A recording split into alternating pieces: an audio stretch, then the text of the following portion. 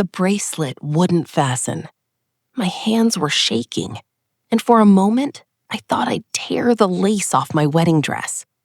This was the second time I was trying to find happiness, and my sister Lacia, the perfect one, was already hovering in the doorway like a vulture.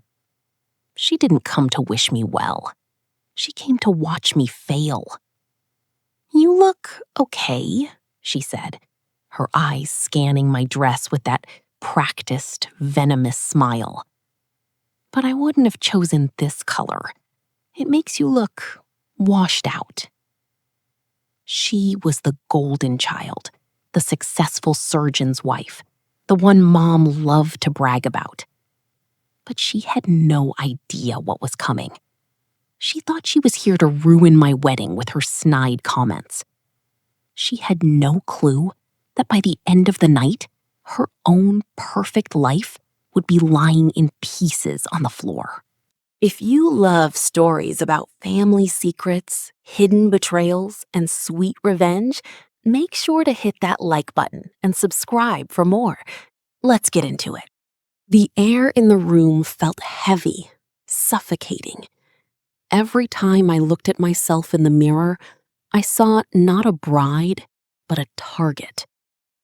My mother, Galina Ivanovna, entered shortly after, her emerald dress rustling like dry leaves. She didn't hug me. She didn't tell me I looked beautiful. She just straightened a table runner that was already perfectly aligned. "At least the restaurant is decent," she muttered, not looking at me. "Not like those ridiculous ideas you had about a forest wedding. Cold, windy, who needs that?" "It's what I wanted, Mom," I said softly, though I knew it was useless. "Just stay calm," she commanded, adjusting her expensive pendant. "Don't let people see you're nervous. Look at your sister. Lesia never broke a sweat at her wedding. She knows how to keep her composure." That was the theme of my life. Oksana is the mess. Lesia is the masterclass. I looked at my reflection, the white dress, the classic cut, and tried to breathe. I was marrying Taras today. He was kind, he was patient, and for the first time, he saw me as a woman worth choosing, not a mistake to be fixed. As I walked out to the reception hall, the noise hit me like a physical wave. The music, the laughter, the clinking of glasses. Taras's family was loud and warm, their children running between the tables. It was chaos, but it was happy chaos. My son Dmitrik was there, his white shirt already slightly rumpled, pockets full of soccer cards. He waved at me, looking entirely at home.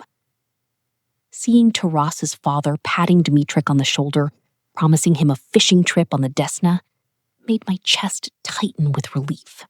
The dinner was moving along peacefully, or so it seemed. Lesia, however, was restless.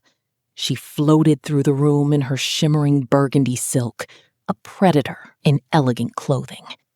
She stopped by my table, her movements fluid and calculated. "It's a lovely reception," she said, taking my glass of champagne and swirling it, her eyes never meeting mine. "You always did love the details, Oksana. It's a pity you don't spend as much time on the big picture." "What do you mean by that?" I asked, keeping my voice level. She leaned in. Her voice dropped to a conspiratorial whisper, the kind that feels like a hug but stings like a whip. "Just that you get so caught up in the optics, the dress, the flowers, the venue, that you forget to check the foundation. I'm saying this as your sister, of course. I just don't want to see you rush into another disaster. I remember your 3 years with Sergei, 5 years of marriage that ended in, well, we all know how." She smiled, a soft, sympathetic expression that made me feel like I was the crazy one for being offended. That was her gift. She could slice your throat and make you thank her for the surgery. She walked away, leaving me standing there with the taste of cold wine and humiliation. Then came the moment every bride dreads. The toasts, the spotlight. Lesia rose, her burgundy dress catching the light of the stage. The room went quiet. She held the microphone like a scepter. "I'd like to say a few words about my younger sister," she began, her voice honey-sweet. I felt the blood drain from my face. Taras reached under the table and squeezed my hand. "Don't," his eyes pleaded. But I couldn't stop her. "We all see the beauty here tonight," she continued, gesturing to the room. "Everything is perfect. But let's be honest with ourselves. Oksana has always been led by her emotions, never by her logic. She falls in love, she jumps in, and then, well, we see what happens." A ripple of uncomfortable coughing moved through the room. My mother didn't blink. She just sat there, sipping her water. "She tried to build a life before, and we all know how that crumbled," Lesia went on, her voice getting sharper. "She starts projects, she starts jobs, she starts relationships, but she rarely finishes them. Honestly, for the sake of poor Taurus, I give this marriage 2 years. Tops." The room went dead silent. The musicians stopped playing. The waiter froze with a bottle of champagne in his hand. It was the most brutal, public execution of a moment I had ever endured. I stared at the ceiling, trying to hold back the tears. Shoulders back, chin up. Don't let them see you break. "And I hope," Lesia added, raising her glass, "that Taras is a very, very patient man. To the happy couple." A few people clapped out of sheer awkwardness. Then a voice broke the tension. "Can I speak too?" It was Dimitrik. He was standing on his chair, his little hands gripping the tablecloth. He looked so serious, so solemn in his tiny bow tie. "Dimitrik, sit down," I whispered, my voice trembling. "No, Mom," he shouted, his eyes locked on Lesia. "I know a secret. I know why Uncle Bogdan kept coming to our house and crying, telling you not to tell Aunt Lesia." The room erupted into whispers. Lesia's glass stalled in midair. Bogdan, her husband, a man known for his calm, collected demeanor, suddenly looked as if he were going to faint. "Dimitrik, be quiet," Lesia commanded, but her voice cracked. "No! Auntie is mean to you, Mom," Dimitrik continued, his voice ringing out with terrifying clarity. "Bogdan came over and said he was sorry. He said it was his fault the other marriage didn't work. And he talked about Mom's best friend." The silence that followed was absolute. It felt like the air had been sucked out of the room. A woman at a nearby table covered her mouth. I looked at Bogdan. He was staring at the floor, his face the color of ash. "What is he talking about?" Lesia asked, her voice dangerously thin. "Bogdan, tell them this is a lie." Bogdan stood up. He didn't look at Lesia. He looked at the floor. "I can't," he whispered. "It's not a lie." The truth, which had been buried for years, surged forward like a dam breaking. Years ago, Bogdan had betrayed Lesia with my best friend. My first husband, Sergei, had discovered the truth. He had begged me to tell Lesia, but I had refused, fearing it would shatter her perfect world. Because of that secret, my own marriage had imploded. The family had blamed me for the divorce, painting me as the one who couldn't hold on to a man, while Bogdan hid his sins behind a mask of professional success and moral superiority. You were with her?" Lesia asked, her world collapsing in real time. Bogdan took a deep breath, and the final blow fell. And that's not all. I have someone else. She's pregnant. The glass dropped from Lesia's hand. The sound of it shattering was the only thing anyone heard for a long minute. She didn't move. She didn't scream. She just stood there, staring at the shards on the floor, as if she were trying to process a language she had never heard before. The irony was not lost on me. I had spent my entire life feeling lesser than Lesia, feeling like the broken sister in the shadow of her success.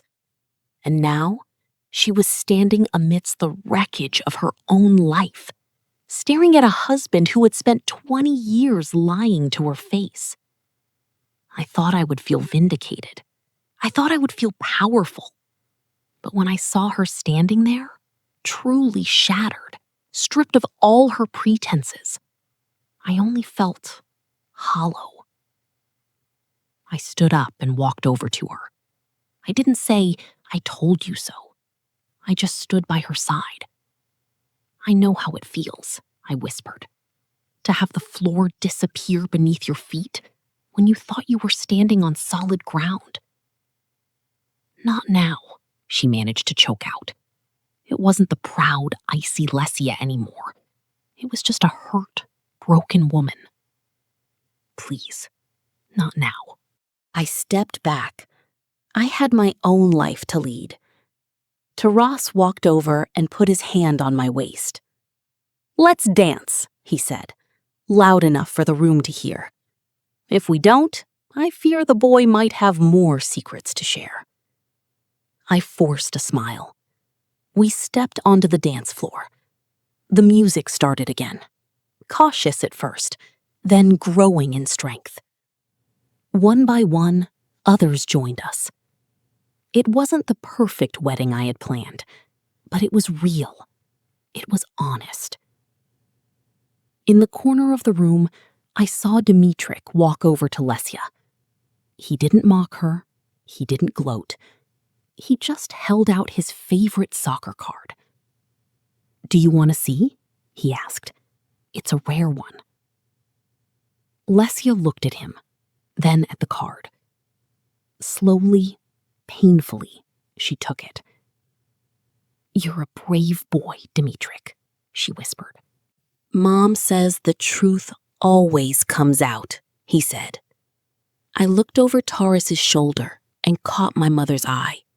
She was sitting at the table, still, observing the scene. For the first time, she didn't look away. There was no judgment in her eyes, no criticism, just a strange, quiet look of realization, maybe even a flicker of regret. She looked at me, then looked at the mess on the floor, and finally, she looked at the truth. The sun had set, the candles were burning low, and the music played on. The masks were gone, and for the first time in years, the family was actually looking at each other, not at the image we had all spent so long trying to maintain. It was messy. It was painful. But it was finally, truly ours. What do you think? Did Lesia deserve to find out the truth like that? Or was Dimitrik too young to be involved? Let me know your thoughts in the comments below. If you enjoyed this dramatic twist, please like the video and subscribe to the channel. We post new life stories every week, and you don't want to miss the next one.